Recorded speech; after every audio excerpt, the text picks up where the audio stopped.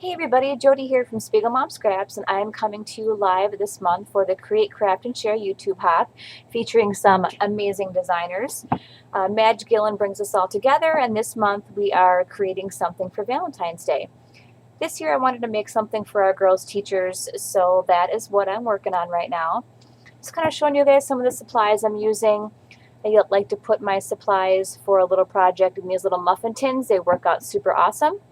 So I've just got some die cut hearts, some cork hearts, little mini paper clips, little bling, some letters that I pre-cut from my Cricut, some glassine bags, some 4-inch paper white doilies, some cardstock, some dictionary paper, some music note paper, and of course my Tim Holtz tiny attacher.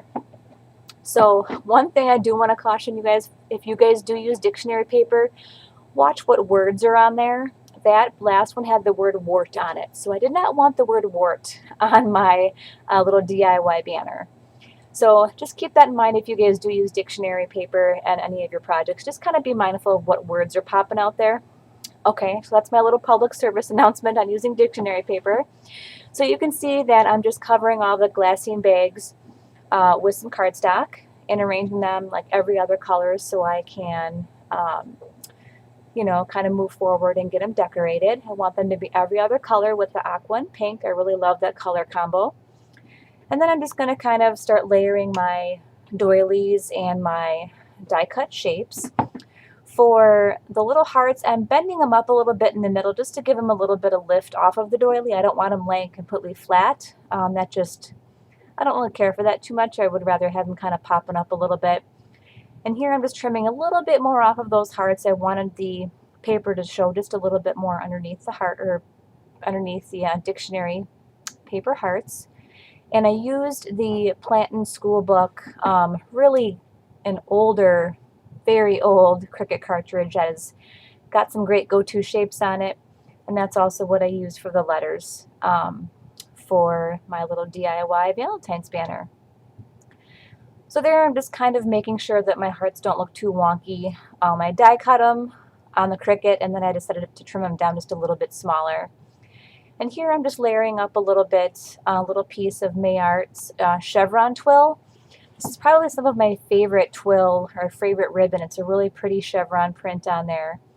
And the colors are gorgeous. This pink is just one of my favorites. And it goes perfect with this little banner, of course. So just kind of keep moving here. So I'm just layering up these pieces, and then all I'm doing to attach them is putting 3 staples with my tiny attacher right down the middle. And it really fits fine. I don't really have any problems reaching the middle with the tiny attacher. It just really slides in there nicely. And I can get 3 staples down the middle with no problem.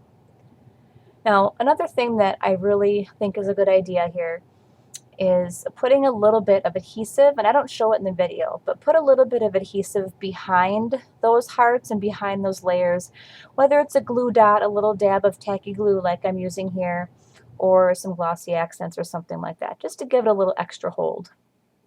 Now here I'm just trying to figure out where exactly I want the letters or the words to spell out "You Rock." I kind of played with it to be off-centered in the center, and I finally settle on it being a little bit off-centered, and I commit and I start gluing them down.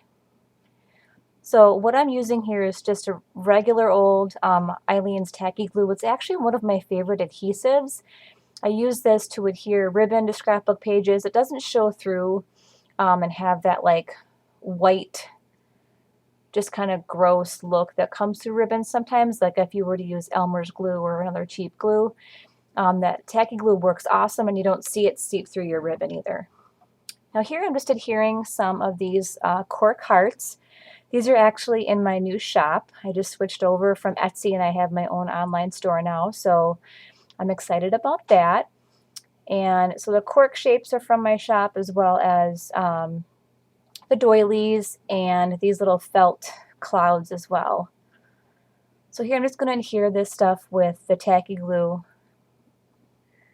It just is a really nice thick glue that really grabs onto things. It doesn't really, seep through, and it just does a really nice job. All right, so here I'm just going to use some regular 2-sided Scotch tape to adhere the doilies onto the front of the glassine bags. And the reason I'm using the,